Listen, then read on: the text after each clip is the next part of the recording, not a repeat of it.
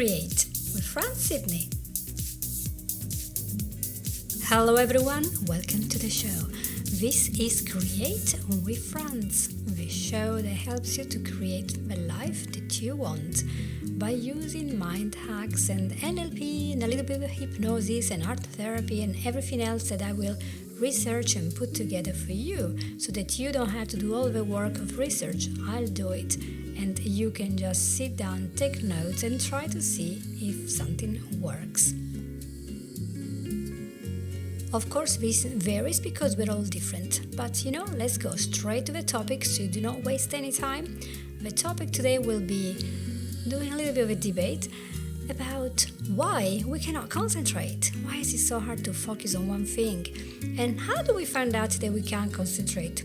Well, it's easy. You have a lot of things to do. You're always busy, but you don't seem to be achieving the very things that you want to achieve. And sometimes this is lack of planning. Other times there are problems. Other times you might be ill, or too busy, overscheduled, overwhelmed. That's fine. But sometimes we are not achieving what we want for the simple reason that we are not focused. We are wasting the day or the week or maybe a whole year doing things that don't really matter. And if this is you, just stay tuned and see what we can find out together. So let's clarify that there are some very important things like medical conditions which do make it very, very difficult for a person to concentrate and to focus. And they will affect our level of concentration possibly every day. So if you are suffering from major depression or anxiety, if you have some types of OCD, if you have attention deficit disorders, these are, very important conditions, so we don't aim to talk about them today because that's not my field of work. And there are also physical things that might be happening. For example, you have chronic fatigue or narcolepsy, you keep falling asleep. You might have epilepsy, you might have diabetes or restless leg syndrome, or you might have insomnia. All these things can cause, and usually do cause, a lot of difficulties in concentrating on one thing. So this episode probably will not help you too much if that is the reason for your lack of concentration. But let's go through what researchers have put together in really classifying what are the things that are making it so hard for us. And generally speaking, we all have too much of a day full with multiple tasks. So we have so much going on at work, so much going on at home, and we're trying to do many things together. And so this is very general. It happens to a lot of people. But one of the things that is happening to many is that they cannot focus because they actually have not slept much. And this is very typical. So many of us in this moment of time, and 2023 sounds so good, we are chronically sleep deprived. And sadly, a lot of people think that sleeping is overrated. And newsflash, is not overrated, it's very important because the brain, just like all the other organs, needs a reset after being busy for the whole day. And so if we for some reason are suffering from lack of sleep, or waking up too early and not going back to sleep, or we are just going to sleep far too late every day, I should say every night, we to really understand there are things that we can do. We can maybe just address the basics, and then if that is not working, we should go back and see somebody who's specialized, just watch a medical lecture or two to have maybe a good idea of where to start addressing this issue, because sleep deprivation is one of the main reasons for lack of focus, because we can't stay awake. So the very basic things, if you have a routine where you unwind and you go to bed every night at the same time, don't go later and later. The earlier you go, the higher the level of melatonin. If you go too late, the melatonin will not kick off properly and then will wear out about 2 or 3 a.m. That's one of the easy things to do. Then practice breathing, your meditation, just 2 or 3 minutes every day. Practice that. That people say, oh, it's not important. It is important because it allows you to create a much better type of sleep later on. There will be apps that you can use that they can track your circadian rhythm, and you can understand what's going on, so you can see, am I actually sleeping or not? And of course, everyone needs a very dark room, if not completely black. We are all different, so if you don't have blackout curtains, that's the time to get them. And then there are other things, for example, having a meal too late in the day, especially if it's got sugar, they will keep you awake, because when the insulin is high, we can't just fall asleep just like that. So there are lots of things about sleep. I have talked about it before. It's not really my specialty area in this context. So let's move on to the next problem, which is anxiety. So what happens? Many times we have so many responsibilities every day, very important for us, and there are too many, and we are pretty much in a state of chronic stress and chronic anxiety. And this can bring on a lot of stress and make it very difficult to stay on the task that we should be doing. And we kind of wander with our mind because deep down something isn't right. So that could be quite difficult to shake off. And it is very important, if our schedule is too busy, to maybe sit down and scale back the list of things that we have to do, because sometimes not all of them are that important or emergency, and sometimes we really need to wind down so we can sleep properly, rest properly, and have our mind being able to focus on something. So maybe just taking 5 minutes to breathe deeply and to think for just 1 minute, just as you wake up, and just slowly order your thoughts and everything so you don't start with a high stressed day. And this might help you quite a lot to stay focused by practicing very simple self-care techniques. This goes for most types of worry and anxiety. We have first to learn to calm down, to be still. And the interesting thing is that worrying about a problem does not solve it. Isn't that interesting? So let's go to number 3. Number 3 is that we have far too many electronic devices. They're always there. In the last 20 years, we have got all sorts of things between social media, computers, mobile phone, iPad, tablet of all sorts. And now we have cameras in the children's room. We have notification for everything. We have messages. We have a phone ringing. It's just a lot of stuff. And so it looks like we can't even get out of the house without having a device. And we have wireless headphones. We are trying to juggle a lot of stuff. And so no wonder why we cannot focus much some days, because we have too much going on. And yes, what is the solution? The solution is to get those devices and turn off the Wi-Fi at a certain time of the day. Just turn it off and breathe, because we don't need to be always there. And there are many studies that are documenting very different ways in which the smartphones that we have are actually killing our productivity. So it could be, in our case, that if you cannot do what you're supposed to do, it's because your mobile phone is killing your attention 100% every single day. There could be many other reasons, and there's not a place here to talk about all of them, but let's see what we can do about this. Instead of just complaining about it, you can't focus and you can't achieve what you want, you cannot design the life you want because you can't focus. So let's identify first of all, and then remove, what are these distractions. And no, don't tell me my children are my distraction. No, that doesn't count as a distraction, that's your mission. It's a different thing. But when you are sitting to do your work, you might have a studio. Make sure it's your studio, not everyone else's room, because otherwise it's going to be really difficult. But look around and see what is there that is going to be distracting. Is the room cluttered and full of things that you're going to think, I have to clear up this and that? Is there a task list that is making you think about something else? These are small things to look for. Have you turned off the Wi-Fi, or is the phone going to be interrupting all the time?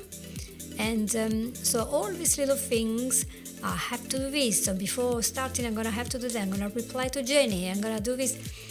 You're never going to get started, are you? So sometimes with these all things that we have, we just have to do, but just little excuses, a rationalization, I have to do it now. Well, actually, perhaps we didn't have to do it now. And that's why your work is not happening.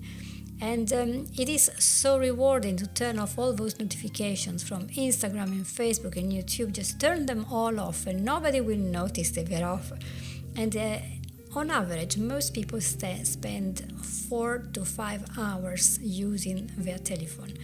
And that's a lot of time. And we are so conditioned to do that because the people who have designed these devices know exactly how to make something quite addictive. So video games are designed to make you come back all the time. Gambling and things where you can win things are there for a reason. There are lots of little rewards that are there. But what happens is if we are not a little bit strict, a little bit disciplined, at least for 1 hour a day, for 2 hours a day, then we will not be able to get the focus that we want, and we waste more time. Some researchers say 40% of our time is wasted because of a continuous interruption. Wow, that's a lot of time. And yet I've heard from people who work in large offices and call centers and etc. They have youngsters working there that are constantly on their phone while trying to do the work, and of course they're not doing either very well. So from this it derives that it should be so good to train ourselves to be a little bit more disciplined in what we want to achieve. So, just like you train yourself to, run 10 miles or to get up at 7 instead of 8 in the morning, you can train yourself to stay focused. And you do that by little challenges that you set yourself every day. And so when you win, you can then add something else that you want to achieve because you will feel a lot better about yourself. For example, you might say, well, this week I'm not going to have any processed food. And so my reward will be not having the feeling of being too unhappy with yourself, with your health, and feeling lighter and whatever. So you want to really hold yourself accountable. So you want to commit to these goals. Have you written down your goals? Right. Then have you got a mentor, a friend, a wife, husband, a boyfriend, whatever, somebody that will hold you accountable? If not, it really helps to find this person so you can train yourself, train your willpower and do these challenges and get support from others. So whether your challenge is that you will not touch the phone for 2 hours or that you will exercise even if it's cold and rainy outside, you have to make sure you know it, somebody else knows that, and this is happening all the time. So by doing small incremental changes, you can achieve a lot. And the thing is, I was just watching before Mind Valley, and they were saying, was it Gene Quick? Something like, if you do all the easy things in life, life is going to be very difficult. But if you do all the difficult things, life is going to be very easy. And I thought that was a great way of talking about this because it takes effort to stay focused. And the effort has to be built upon. We start from small and then we can build up. One thing at a time, we can get there. And as we are talking about doing one thing at a time, let's talk about multitasking. Now, just like a computer, our brain is not able to multitask. We only go from one thing to the other for a few seconds, but we're not really doing lots of things at the same time in our mind. So the quality of the work that we do drops when we try to do everything, and we are more dangerous. For example, you can't at the same time drive a car while preparing a sandwich. You just can't. Just a very stupid example, but there are lots of things that need very much a lot of focus. So if we keep adding lots of stuff, we will not be able to focus. And that's the thing. I know a lot of people have disabled people in the house, or they might have a very challenging situation, they might have children running around, so you always have those antennas that are on. But ideally, if you're trying to do lots of things together and you want to get better, you have to try to do one, then drop that, and do the other if you really want to get that focus that you're looking for. So you have to decide what's more important for you. Sometimes our mind goes round and round, and there is this internal chatter going on for the whole time. And it's telling you, oh, you have to do this, you have to do that, and this and that, and yesterday this happened, 20 years ago this happened. It's just going all the time. It's like playing 20 movies at the same time. That's not going to be helpful. So this is why many people suggest to try meditation. And very sadly, a lot of people think meditation is only for yoga, is only for people who have time. But actually, it is quite useful to spend a few minutes every day to find a quiet corner and breathe deeply and calmly, and clearing the head from all the thoughts, and just be present and focus on the breathing, on our muscles, our relaxation, just to be still and just be. And meditation helps focus. Whether you are very busy or not, in the end of the day you will be tired unless you take some breaks. The breaks, maybe a little walk, or maybe just go to a place and get a glass of water to hydrate yourself. It's something about moving your body a little bit, changing the type of light going inside your pupils. That really helps, because you are stretching or rehydrating or changing something, resetting something, and that helps your brain to regroup. So taking a break sometimes can be really easy and fast, and help you to refocus and calibrate where you are and what you need to do next. Now, here's my suggestion. When you take a break, don't go to your mobile phone. Because of course, in the moment you turn on the mobile phone, you will have colors, vivid colors, you will have light, you will have messages, you will have all sorts of stuff. They will be adding a lot more content for your brain to take care of. And especially if you do that when it's late in the evening, when you're trying to focus on going to sleep, if you keep reading messages and writing letters and whatever, you will not have this ability to switch off, because your brain is now being dumped a lot of stuff to process, and it will start working on it. And so it is counterproductive. What will happen if this lack of focus is happening at work? That could be quite difficult to cope with. But could it be that it's a very large project that you're working on and it's very stressful? Sometimes what trainers will suggest is to work with other people, so have cooperations and collaborations. So you help one another, you hold one another accountable, and if you have a challenge, you can always work with the other person and say, well, how would you deal with this? So it lightens up a little bit, because you can see also another person that might have a solution, might have a very good suggestion, or you might be the one helping the other person. But it helps things to go faster and better if you're working as a team. Now, you will not believe it, but there is another thing that you can do to help you focus.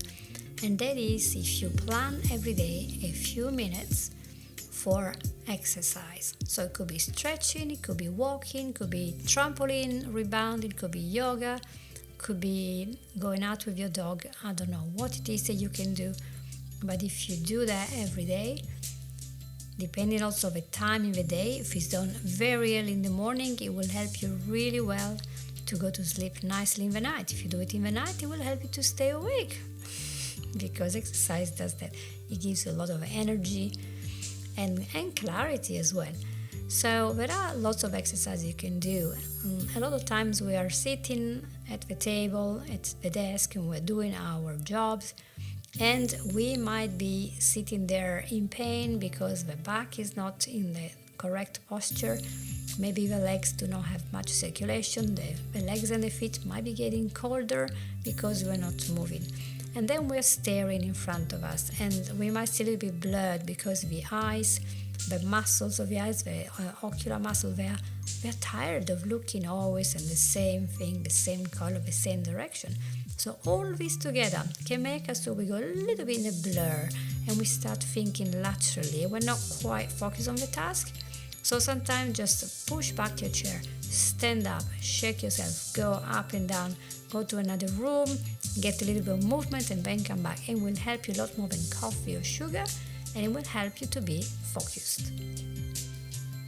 My last suggestion for normal lack of concentration is to look at all the tasks that you have to do, and unless there is one that is an emergency one that has to happen immediately, whatever it is, always do the one that is the most difficult and challenging. Do that one first, because you know it's the beginning of the day, you're nice and fresh, you have all the focus and the concentration because your brain has been resting, hopefully, for 8 to 9 hours.